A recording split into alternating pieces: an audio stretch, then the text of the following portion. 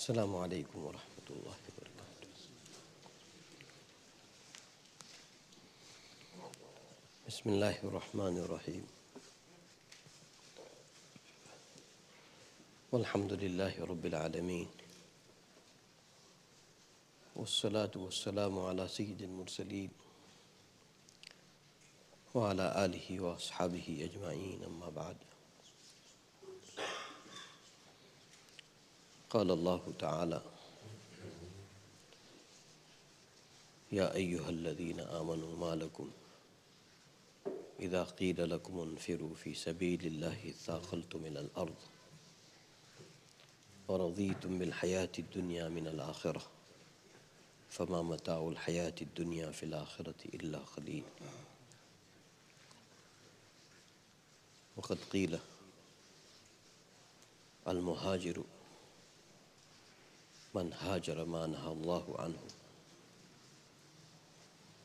والمجاہد من قاتل نفسہ۔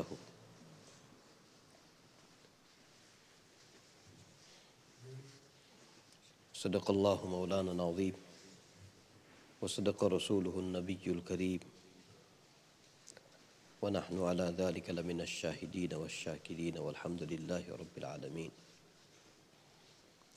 اللہم انفعنا ما علمتنا وعلمنا ما ينفعنا، آمین۔ ان اللہ وملائکتہ یصلون علی النبی یا ایہا الذین آمنوا صلوا علیہ وسلموا تسلیما۔ اللہم صلی علی سیدنا مولانا محمد وعلی آل سیدنا مولانا محمد وبارک وسلم۔ All of you understand Urdu? ایک آیت اردو ایک آیت تلاوت کی گئی ہے اور دو مبارک ارشادات بھی تلاوت کیے گئے ہیں۔ اللہ سبحانہ و تعالی پورے قرآن و سنت پر ہمیں اور ہماری قیامت تک کی نسلوں کو مکمل ایمان عطا فرمائے۔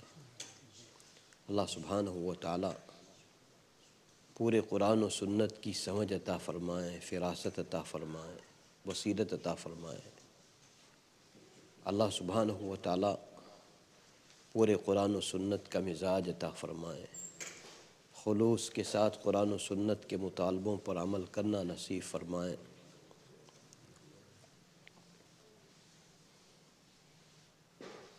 ایک نیا سال شروع ہوا ہے ہجری کیلنڈر کے اعتبار سے،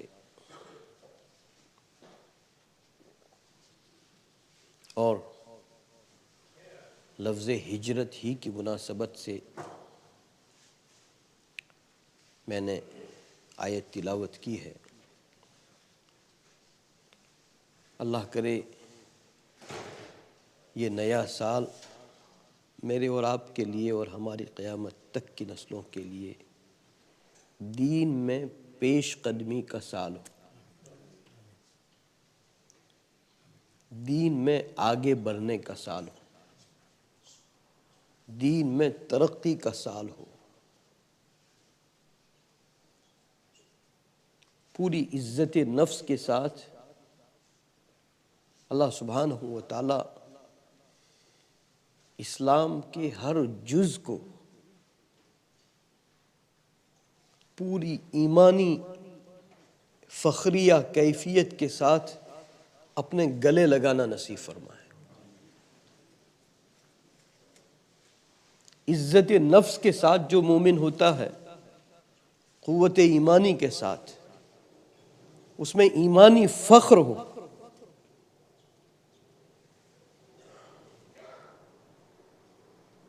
اللہ تعالیٰ خود فرماتے ہیں وَمَنْ أَحْسَنُ قَوْلًا مِّمَّنْ دَعَا إِلَى اللَّهِ وَعَمِلَ صَالِحًا۔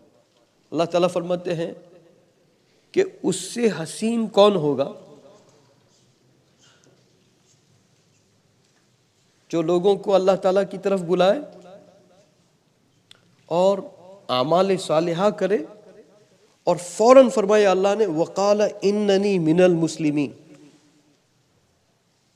اسلام کا حسن یہ ہے کہ میں اور آپ ڈنکے کی چوٹ اس بات کا اعلان کریں کہ میں مسلمان ہوں، میں مومن ہوں، میں اللہ کے رسول صلی اللہ علیہ وسلم کا نام لیوا ہوں، مجھے اسلام پر فخر ہے، مجھے ایمان پر، قرآن پر، میری نسبت رسول اللہ صلی اللہ علیہ وسلم کے ساتھ ہے، اس پر مجھے فخر ہے،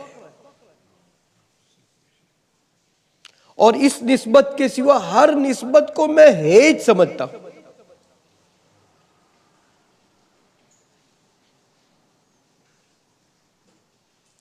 یہی نسبت ہے حقیقت میں، میری اور آپ کی جو اسلام کی طرف نسبت ہے، یہی حقیقت میں نسبت ہے، ورنہ سب نسبتیں بیکار ہے، مہمل ہے، ہیج ہے، نتھنگ ہے۔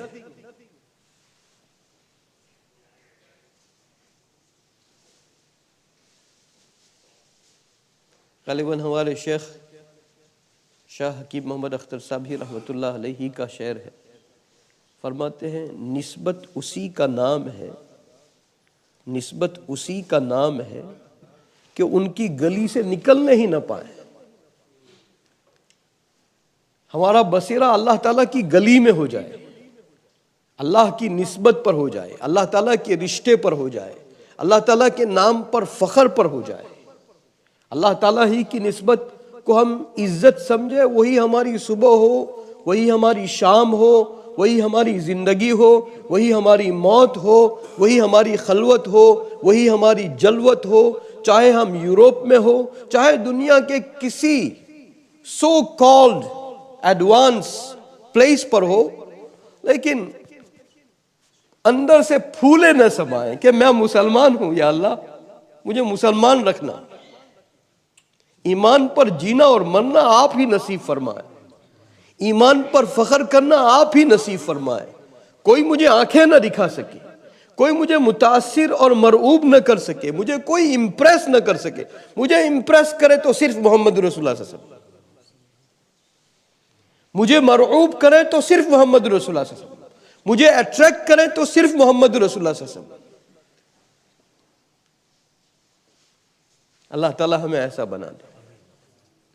یہ بات تو میں نے اس لیے کہی کہ گزشتہ جمعہ کو ہم نے اعلان کیا ہے، محرم پر قرآن کے ساتھ ہماری نسبت پر اور ڈپریشن اور شکوک اور شبہات، اس پر کچھ گفتگو کرنا ہے۔ ابھی شاید گزشتہ جمعہ ہی کو وہ ہماری بیٹی آسیہ یحییٰ گوگا حافظہ ہوئی، تو اتفاق سے یہ بات نکلی، اور آپ غور فرمائیں، دونوں میں رشتہ ہے، دونوں میں رشتہ ہے، ذرا سمجھنے کی کوشش فرمائیں، غور فرمائیں، اور اس کا تعلق ایوری واک آف لائف کے ساتھ ہے، دونوں میں رشتہ ہے۔ جتنا قرآن اپنی حقیقتوں کے ساتھ زمین پر ہوگا، زمین پر ڈپریشن، شکوک، شبہات، نائٹ میئرز اتنے کم ہوں گے، اور جتنا قرآن زمین سے اٹھتا چلا جائے گا، زمین اتنی ڈپریشن سے بھر جائے گی۔ اللہ کرے بات صحیح ہو، یا اللہ اگر بات صحیح ہو تو ہمیں قرآن کے ساتھ تعلق نصیب فرما، اور بات غلط ہو تو یا اللہ مجھے معاف فرما۔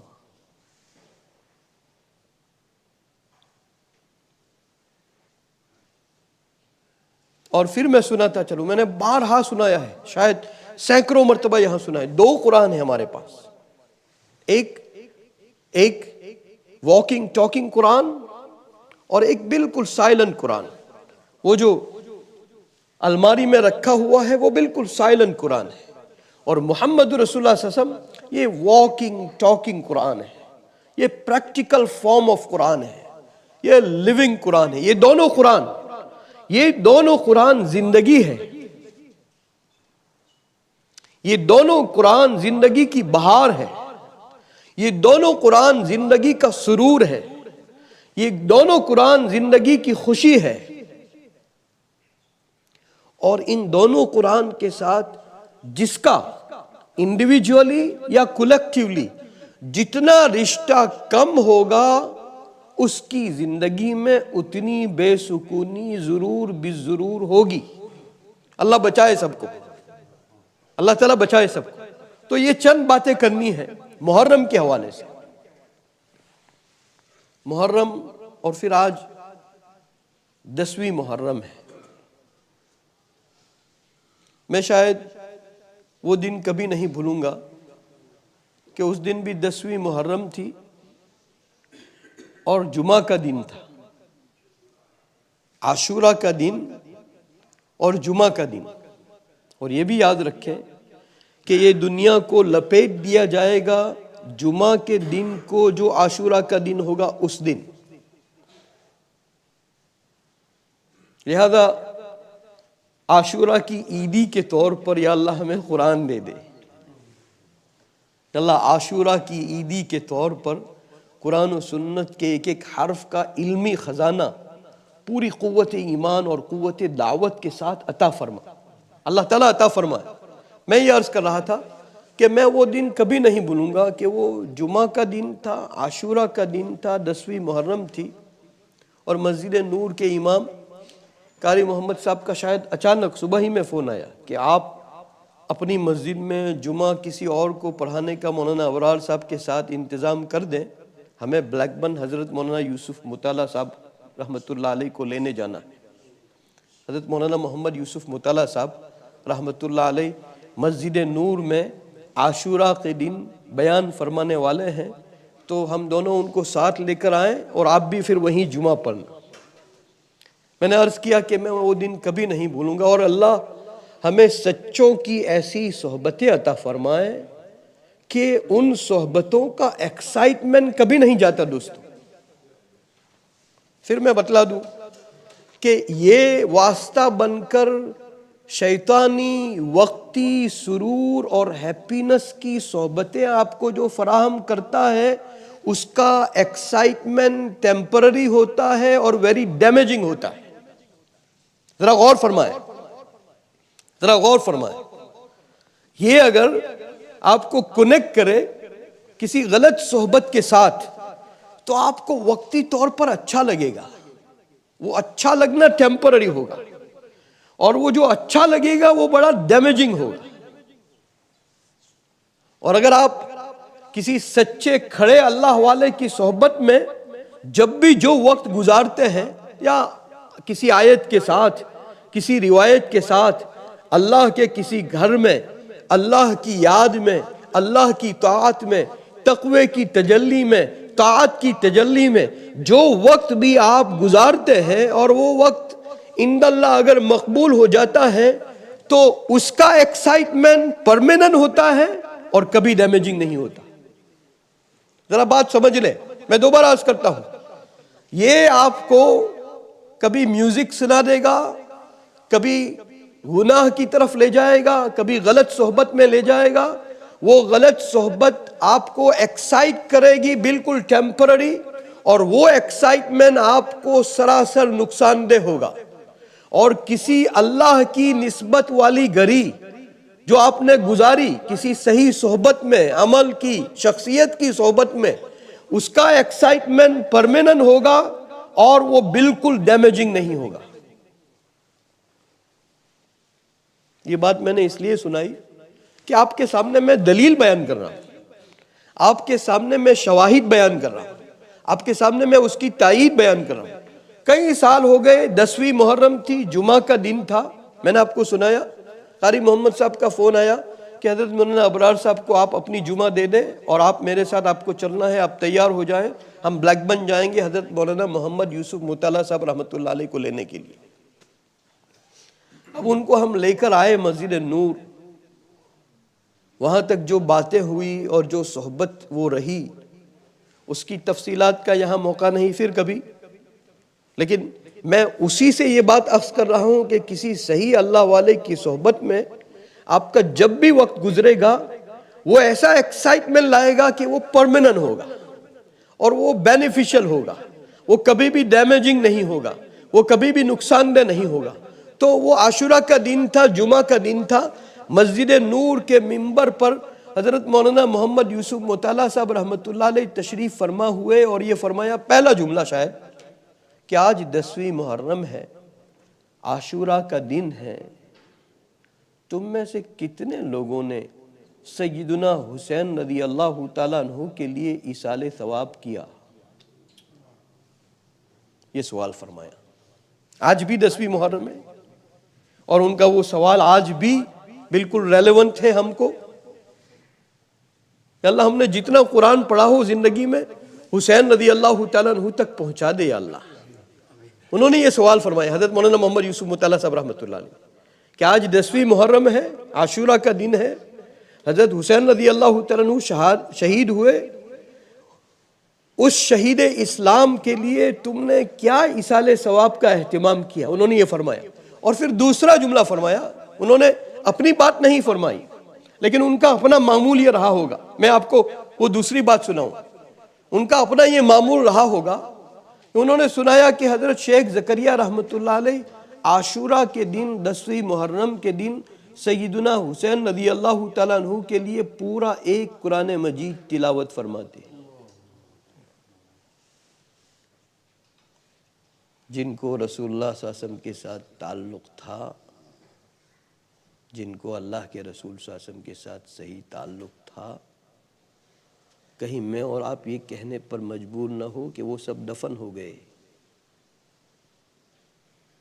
کہ اللہ بے وفائی سے بچا لینا، کہ اللہ ہمیں بے وفائی سے بچا لینا، کہ اللہ ہمیں بے وفائی سے بچا لینا، کہ اللہ ہمیں سچی وفاداری عطا فرما، نمک حلالی عطا فرما، نمک حرامی سے بچا لے۔ پورا عاشورہ کے دن سیدنا حسین رضی اللہ تعالیٰ عنہ کے لیے ہر سال ان کا معمول رہا ہوگا کہ ایک قرآن 10ویں محرم کو سیدنا حسین رضی اللہ تعالیٰ عنہ کے لیے وہ ختم فرماتے تھے۔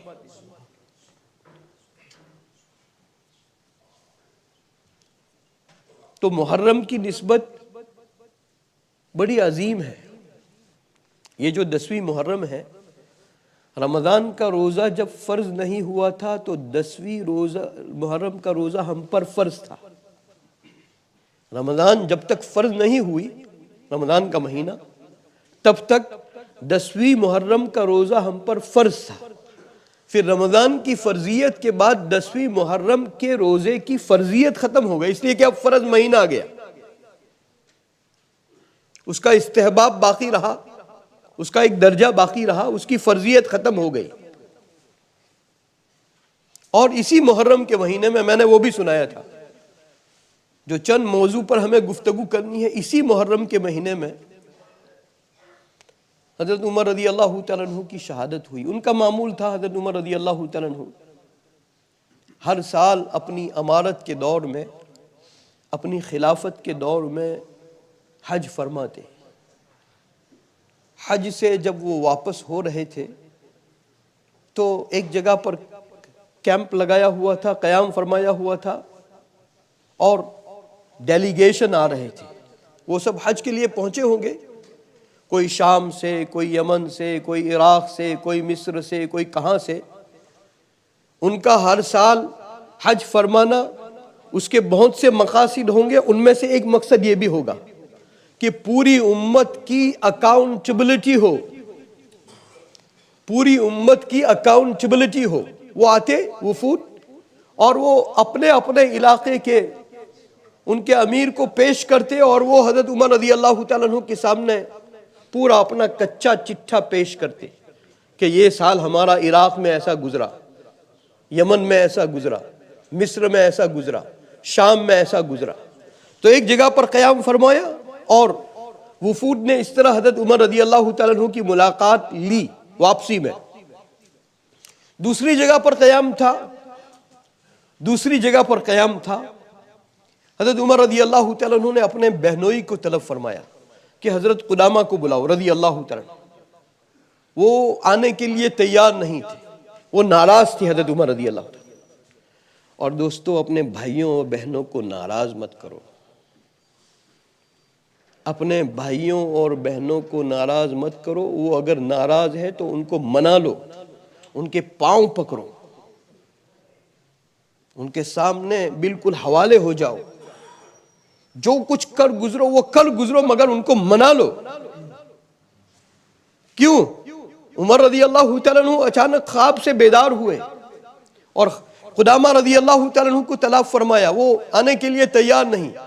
حضرت عمر رضی اللہ تعالیٰ عنہ نے آرمی کو حکم فرمایا کہ کسی طرح بھی ان کو لے آؤ. وہ آئے تو حضرت قدامہ رضی اللہ تعالیٰ عنہ کو حضرت عمر رضی اللہ تعالیٰ عنہ کی طرف سے حد جاری کی گئی تھی، سزا دی گئی تھی.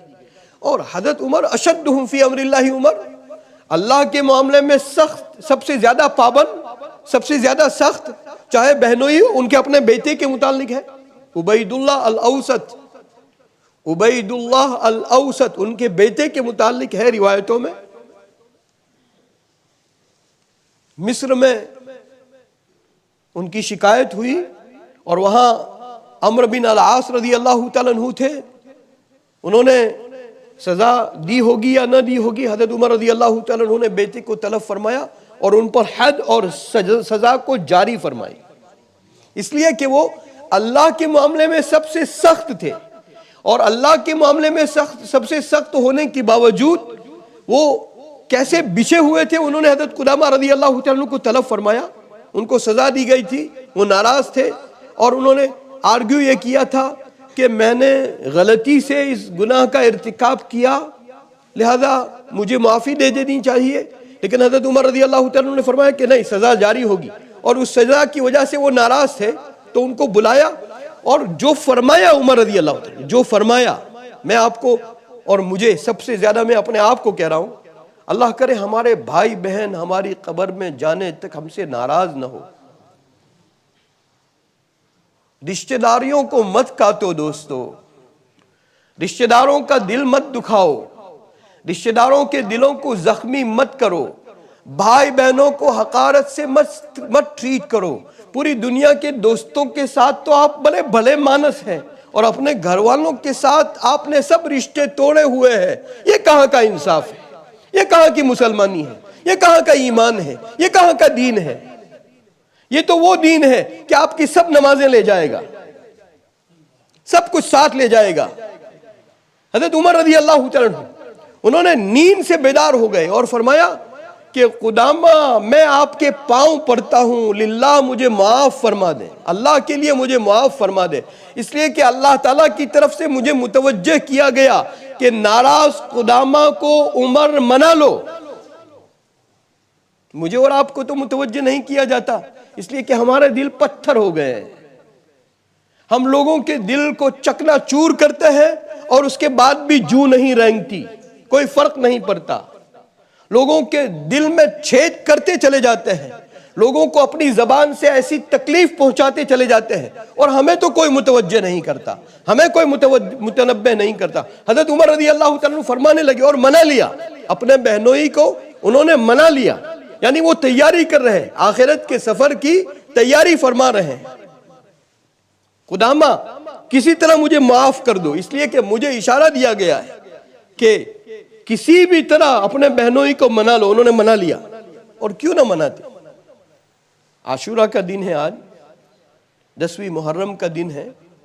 سیدنا حسین رضی اللہ تعالیٰ عنہ شہید ہوئے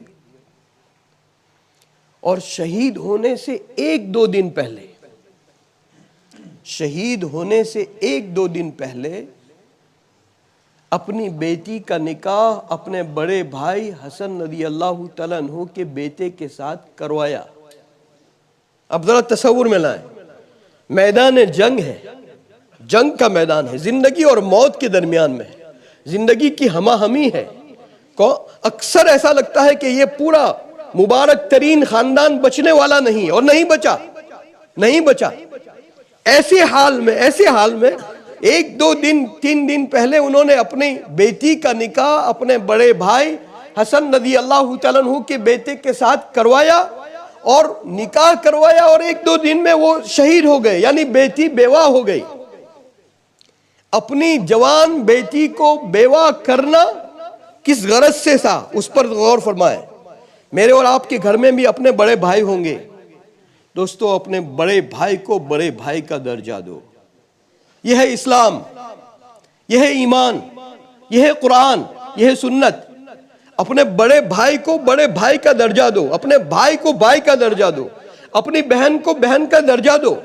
حضرت حسین رضی اللہ تعالیٰ عنہ نے نکاح کروایا، اور نکاح کروانے کے بعد ایک دو دن میں اپنے داماد کا وہ جنازہ دیکھ رہے ہیں، ان کی شہادت ہو گئی، حضرت حسین کی بھی شہادت ہو گئی، سب کی شہادتیں ہو گئی، شہادت ہو گئی۔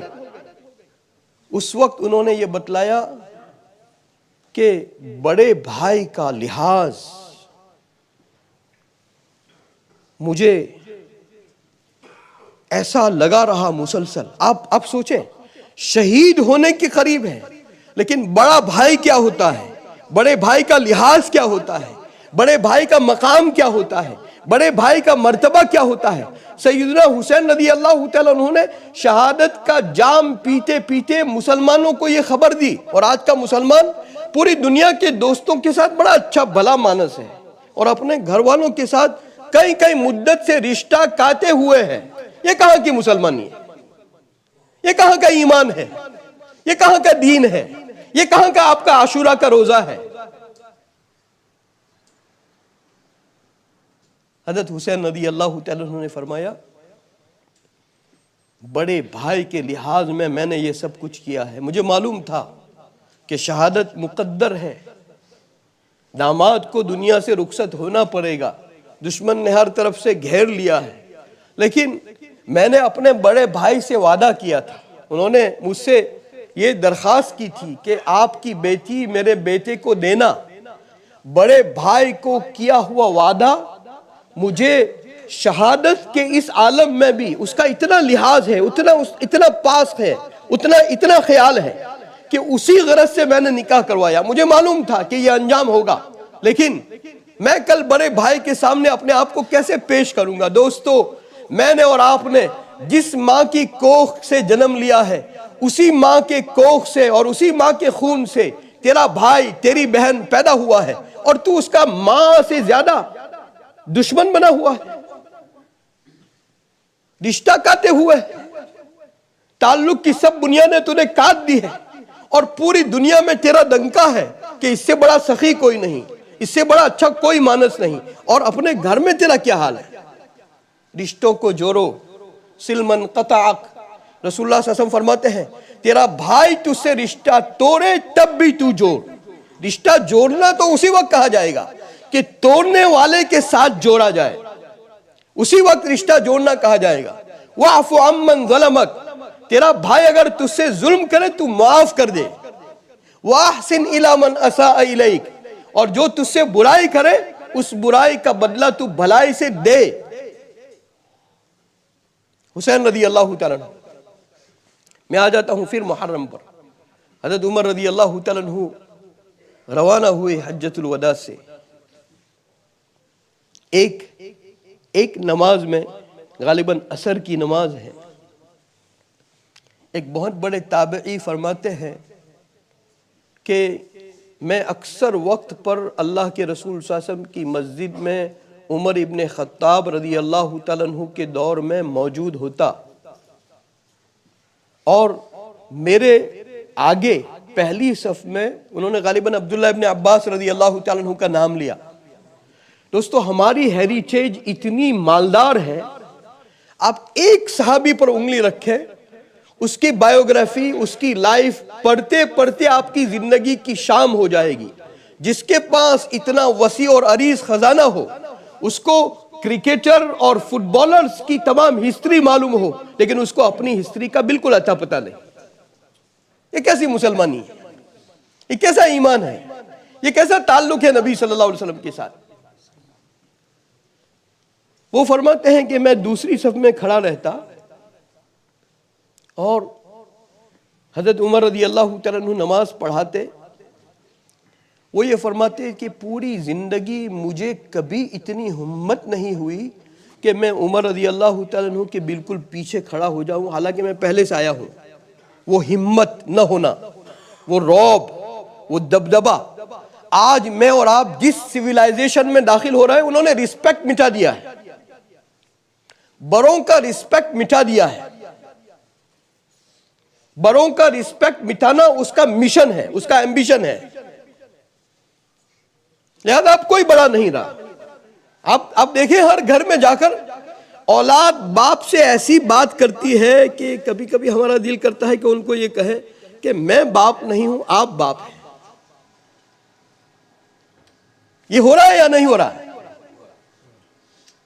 یہ اس لیے ہو رہا ہے کہ میں نے اور آپ نے اپنے آپ کو قرآن و سنت کی اس حسین تہذیب سے زیادہ ڈسکنیکٹ کیا ہے. عجیب.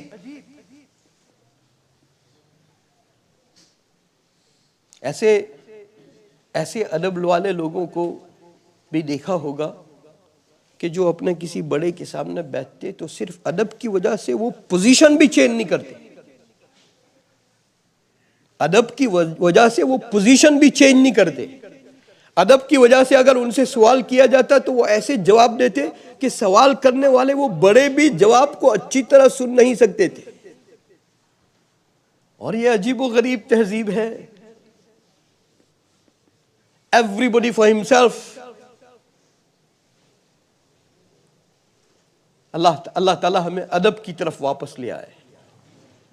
بڑوں کے ساتھ بے ادبی کے ساتھ پیش آنے سے اللہ بچائے. وہ تابعی فرماتے ہیں کہ میں دوسری صف میں کھڑا رہتا، رسول صلی اللہ علیہ وسلم کے مصلی پر عمر رضی اللہ تعالیٰ عنہ کی امارت کے دور میں وہ امام امت ہوتے اور وہ امامت فرماتے. میں پہنچا ہوں اس وقت کہ میں چاہتا تو پہلی صف میں کھڑا ہو جاتا، لیکن عمر رضی اللہ تعالیٰ عنہ کے رسپیکٹ کی وجہ سے، ان کے دبدبے کی وجہ سے، ان کے رعب کی وجہ سے میری ہمت کبھی نہیں ہوئی کہ میں وہ لائن کو کراس کر کے بالکل ان کے پیچھے کھڑا ہو جاؤں. اور وہ فرماتے ہیں کہ وہ آئے حضرت عمر رضی اللہ تعالیٰ عنہ اور انہوں نے گفتگو فرمانا شروع کی دو صحابہ سے، حضرت حذیفہ ابن یمان اور دوسرے ایک صحابی، اور ان سے رپورٹ لیا. وہ جہاں ان کو بھیجا تھا وہاں کا رپورٹ لیا، اور سب سے پہلا سوال یہ فرمایا کہ وہاں کی بیوہ عورتوں کا کیا حال ہے. تو ان دونوں نے رپورٹ دیا کہ وہ بیوہ عورتیں اب تک زکوٰۃ پر جی رہی ہے. حضرت عمر رضی اللہ تعالیٰ عنہ نے فرمایا اللہ کی قسم اگر اللہ تعالیٰ نے مجھے 1 سال اور دے دیا اور آئندہ سال اس علاقے کا گشت جب تم کرو گے، 1 سال اگر اللہ نے مجھے دے دیا تو وہ عورتیں سونا زکوٰۃ میں دینے والی بن جائے گی. مسلمانوں کی خوشحالی کا عمر کو جتنا خیال تھا، اس امت میں اللہ کے رسول صلی اللہ علیہ وسلم اور بالترتیب جو لوگ پہلے فضیلت رکھتے ہیں ان کے بعد عمر کی مثال نہیں. یہی وجہ ہے کہ اگر 2 عمر ہوتے تو پوری دنیا میں اسلام کے سوا کسی اور دین کا جھنڈا بالکل نہ لہراتا. اللہ کی مشیت کا پلان کچھ اور ہوتا ہے. اللہ سبحانہ و تعالی ہم سے بھی کچھ مطالبہ فرماتے ہیں، ہم سے بھی کمٹمنٹ چاہتے ہیں، ہم سے بھی ڈیڈیکیشن چاہتے ہیں. ہم تو اللہ کے لیے جو کچھ طاعت و عبادت کرتے ہیں اس کے نتیجے میں اللہ سے بزنس کرتے ہیں. مجھے جاب میں پروموشن مل جائے، میرے گھر کا قرض ادا ہو جائے، میری بیٹی یا بیٹے کی شادی ہو جائے، میرا فلاں دنیاوی کام ہو جائے، اس سے آگے میرا اور آپ کا اللہ کے دین کے لیے کوئی کنٹریبیوشن نہیں. اور جب ہمارا کوئی کنٹریبیوشن نہیں تو میری اور آپ کی زبان کیا حق رکھتی ہے کہ ہم حسین کا تذکرہ کریں رضی اللہ تعالیٰ عنہ. حسین رضی اللہ تعالیٰ عنہ کا تذکرہ کریں. اللہ کے رسول صلی اللہ علیہ وسلم نے اپنے پورے خاندان کی لاشوں کے ڈھیر لگوا دیے تاکہ دین تجھ تک اور مجھ تک پہنچے. اس دین کے لیے میں کبھی اور آپ کبھی 1 گھنٹہ بھی سنسیئرلی ڈیووٹ کرنے کے لیے تیار نہیں. عمر رضی اللہ تعالیٰ عنہ کی میں بات کر رہا ہوں، انہوں نے یہ جملہ فرمایا. اللہ تعالیٰ کو مقدر نہیں تھا، وہ 1 سال ان کو نہیں ملا، اور پھر وہ وقت آیا کہ وہ محرم ہی کا مہینہ تھا. محرم کی بالکل ابتدائی تاریخوں میں مصلی پر فجر کے لیے تشریف لائے عمر رضی اللہ تعالیٰ عنہ، اور کتنا سویلائز معاشرہ تھا ان کا. ذرا غور فرمائیں. کرائسس ہے، کرائسس، کیجوالٹیز ہے، اور اس کے باوجود وہ کتنے منظم تھے، کتنے ویل آرگنائز تھے، کتنے ویل ڈسپلن تھے، کتنے ویل کنڈکٹڈ تھے. وہ سب کے سب آپ ذرا تصور فرمائیں. وہ فجر کی نماز کے لیے تشریف لائے. ابو لولو کئی دنوں سے जहर में अपनी तलवार को डुबोए हुए था, और जैसे ही हजरत उमर रज़ी अल्लाह तआला अन्हु ने इमामत शुरू फरमाई, उसने हजरत उमर रज़ी अल्लाह तआला अन्हु पर मुसलसल हमले किए, मुसलसल। हजरत उमर रज़ी अल्लाह तआला अन्हु की एक एक आंख कट जाए, वो उसके लिए मुसलसल उनके पेट मुबारक पर हमले करता रहा।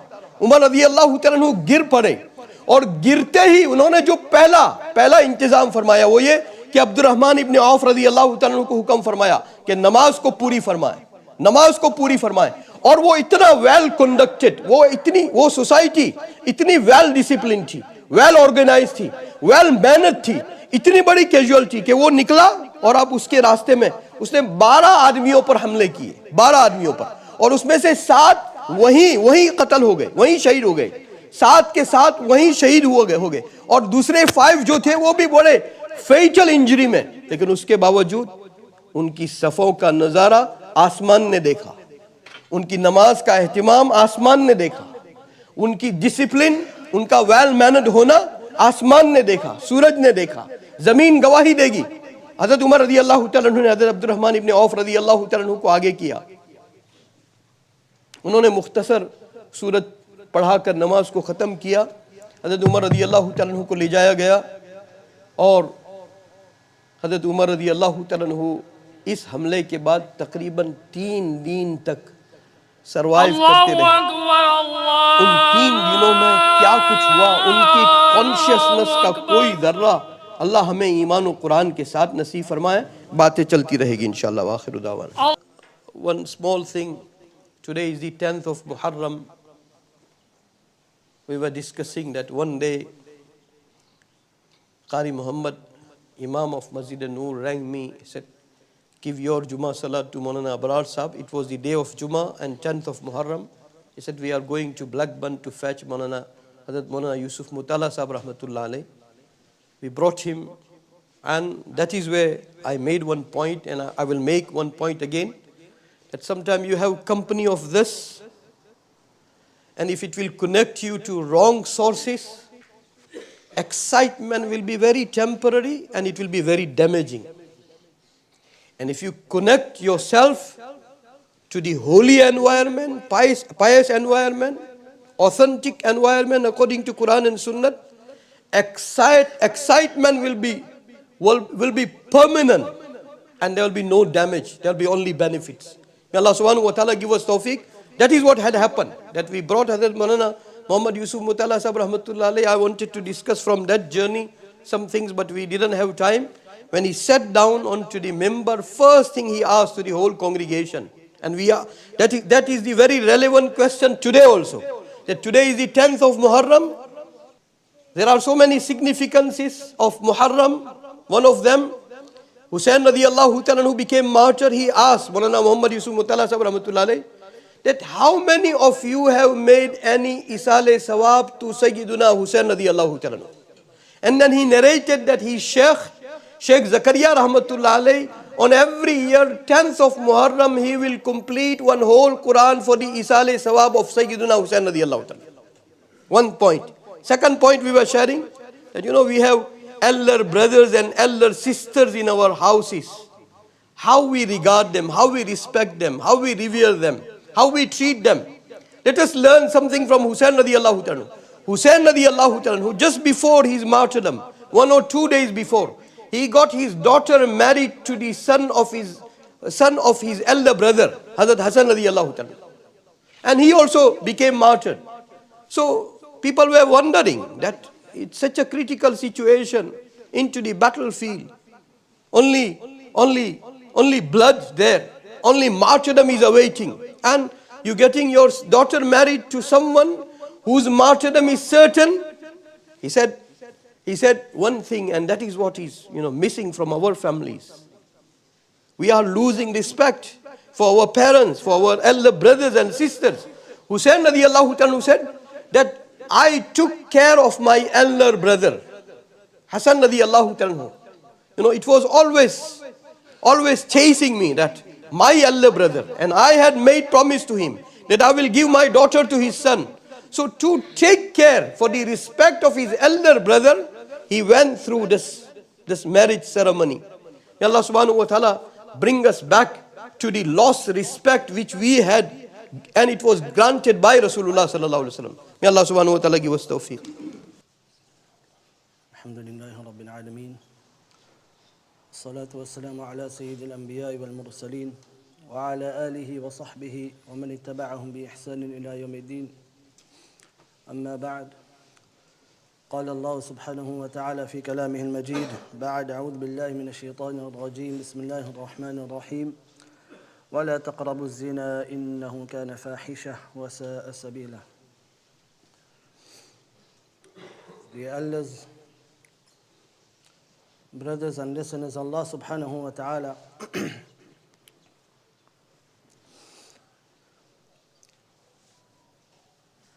has blessed us with this beautiful deen, a complete way of life. Allah subhanahu wa ta'ala mentions in the Quran that this deen that He has given us is complete, and He has completed His favor upon us.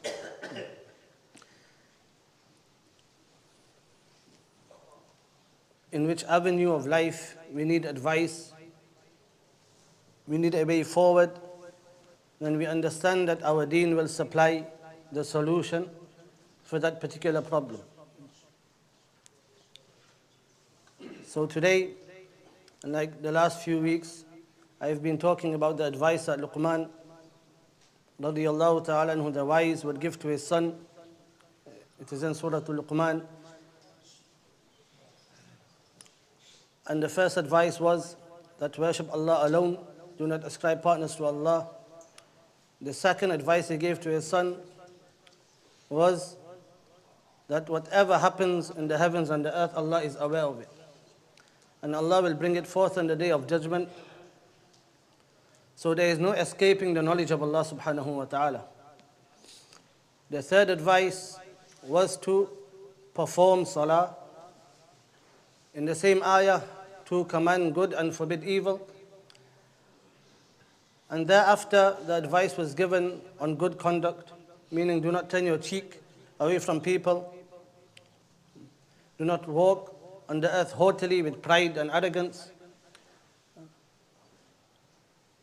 And do not speak louder than you need to. In simple words, do not speak louder than you need to.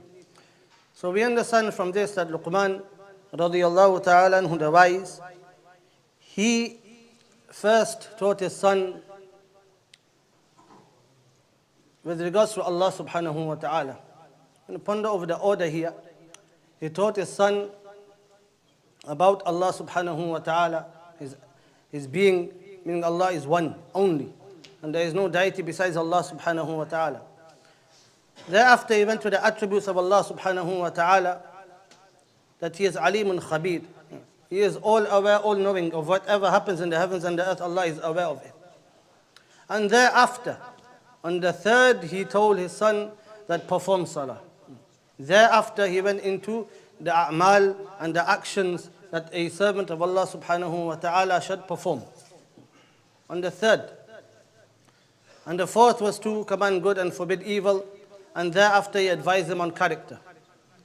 So if we were to summarize, then there were three topics that Luqman radiyallahu ta'ala would advise us. And number one was Iman, or Aqidah. Number two was A'mal, actions. And number three was Akhlaq, good character, conduct.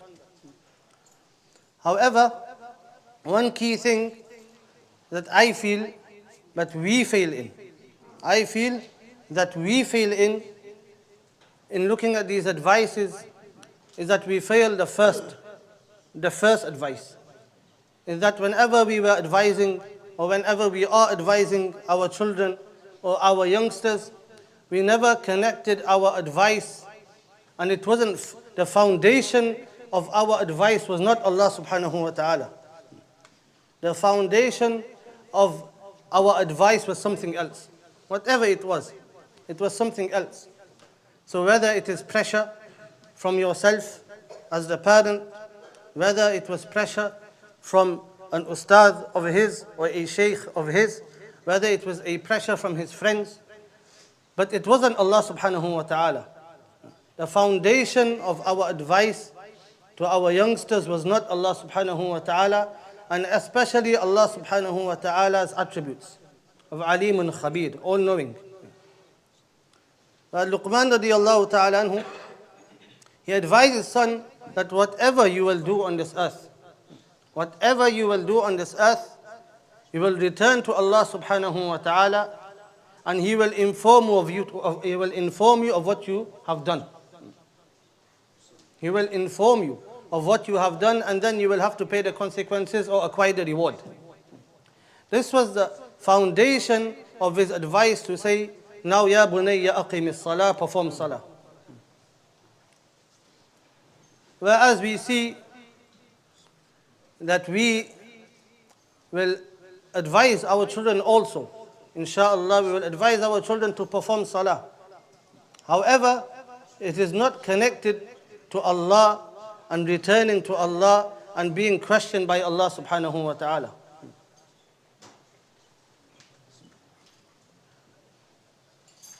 This is very important, it's very vital. There was a talk I gave a while ago that the basis also that you can give however much advice to the youngsters and your children and to the people around you. However, the power of that advice, the power behind that advice that you give will rely on your own actions. Like in English, they say that actions speak louder than words. Actions speak louder than words. No matter how much you advise the people around you, especially the youngsters, they will listen, but they will look more. That what is my father doing? What is my mother doing? What are the elders doing in my family? They will look towards what we are doing. And now that the holidays have started, the 6 weeks approximately of school holidays, then we will spend naturally more time with them. And we should spend more time with them. However, it is crucial, normally during the year, even though it shouldn't be. Even though it shouldn't be, we have excuses for our children to miss salah. School, extracurricular activities, other things also. We're too busy. However, now that we have this stretch of 6 weeks of holiday, then there is no excuse. There was already no excuse in the beginning, especially for salah. However, now we have absolutely no excuse. We have absolutely no excuse. So this 6 weeks is vital, that we act according ourselves to the commands of Allah subhanahu wa ta'ala, and we also advise our children along with it. There are certain youngsters who come every salah more or less, every salah. They are maybe about 5 to 10 years old in this masjid. Also the same will be happening in every masajid. But here there are very few. Here there are very few youngsters who perform salah on the weekends, etc. Very few. However, those that do come, one thing that we can say for certain is that their own parents perform salah in the masjid, number one. And from a young age, the parent also brought them to the masjid. Two things. We can overlook it all we want. However, the truth is that we ourselves as adults fail to perform salah in the masjid, despite knowing all its reward, number one. And number two is because we do not make time to come to the masjid, a 10-minute gap beforehand or 15-minute gap beforehand, we ourselves are last minute. We ourselves are last minute. So then, how are we now going to look for our own children or the youngsters and tell them, come perform salah? To bring youngsters to salah, we have to be ahead of the time. If we are leaving our house last minute and we have children to bring along wherever they are, then you will say, I need to rush. You will rush for salah, you will leave them behind. This is practical advice. I'm not just giving practical advice of people who we talk to and why are their children not. If we don't give them the habit from young of coming to the masjid, and that's upon you.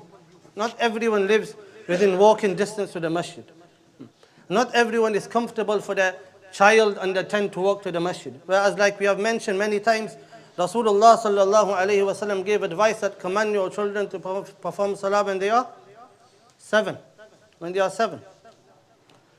So then it is naturally up to you, up to us, that we ourselves come to the masjid to perform salah, and this is an example of salah. Any aspect of deen can be applied, and then we also can bring them with us. However, the foundation of that is that Allah subhanahu wa ta'ala will question you whether you perform your salah or not. Allah subhanahu wa ta'ala will question you. Why? If the foundation is not Allah subhanahu wa ta'ala, or some threat from a human being, or some deprivation. Maybe sometimes we say, if you do not perform your salah, you're banned from the PlayStation, you're banned from the X-Block, you're banned from the PC. Or we ban them from going outside to play football. This will not last long. There will come an age where he doesn't need to listen to you. He will grow old. When he is 15, 16, 17, and when he gets that first paycheck, if everything that you advise him was upon the fear, human fear, then it will all disappear. However, if our advice was founded upon Allah subhanahu wa ta'ala and the attributes of Allah subhanahu wa ta'ala on the day of judgment, then inshallah this will last forward. There are many instances today, this is what I was supposed to speak on. Allah subhanahu wa ta'ala mentions, وَلَا تَقْرَبُوا الزِّنَا إِنَّهُ كَانَ فَاحِشًا وَسَاءَ سَبِيلًا. That do not come even close to adultery, zina. إِنَّهُ كَانَ فَاحِشًا. It is a shameful deed. وَسَاءَ سَبِيلًا. And it is an evil way. This is advice for all of us, not only the youngsters. Zina, what we call adultery, everyone understands the peak of zina. However, from the advices given to us by Rasulullah sallallahu alaihi wasallam, he also advises and warned us about the steps to zina, the precursors to zina. Nabi sallallahu alaihi wasallam said, example, the zina of the eyes is to look. The zina of the hands is to touch. The zina of the feet or to walk. The zina of the mouth, of the lips is to talk. All the precursors of zina, Rasulullah sallallahu alayhi wa sallam advises. In the ayah, وَلَا تَقْرَبُوا الزِّنَا. Do not even go close to zina. Meaning all the muqaddimat, all the previous or the pre-steps that will take you to fulfilling that vile action of zina, stay away from them. And this is also something we need to warn ourselves about and our children about. They all have phones today. The youngsters in my class, 12, 13, they have a smartphone. I don't know how many GB more than me also. They are not controlling their eyes. This is information from other children, not from myself. Other children in the class are informing me that the children, others also, are unable to control their eyes. And because they are unable to control their eyes, they are going to school and then they are falling into what we call zina. And they further inform me that even their parents are not aware. Even their parents are not aware. So that is why it is vital, just like Luqman radiallahu ta'ala informed his children from young, that whatever you do, whatever happens in the heavens and the earth, Allah is aware. ثُمَّ إِلَيَّ مَرْجِعُكُمْ. Then you will return to Allah subhanahu wa ta'ala and inform you what you will do. It is imperative that we from our children when they are young, and ourselves obviously, that we become aware of this fact. Allah created us and we will return to Allah subhanahu wa ta'ala, and Allah subhanahu wa ta'ala will question us of what we've done on this earth. That is the foundation of creating taqwa into ourselves and our children. The foundation of taqwa. We and our way of advising our children will finish. They will no longer need us. They will no longer fear us. They will no longer need our advice. They will no longer need our money. They will not need our shelter. As they grow up, what has to be driven into their hearts is the taqwa of Allah subhanahu wa ta'ala. Allah subhanahu wa ta'ala give us all the tawfiq.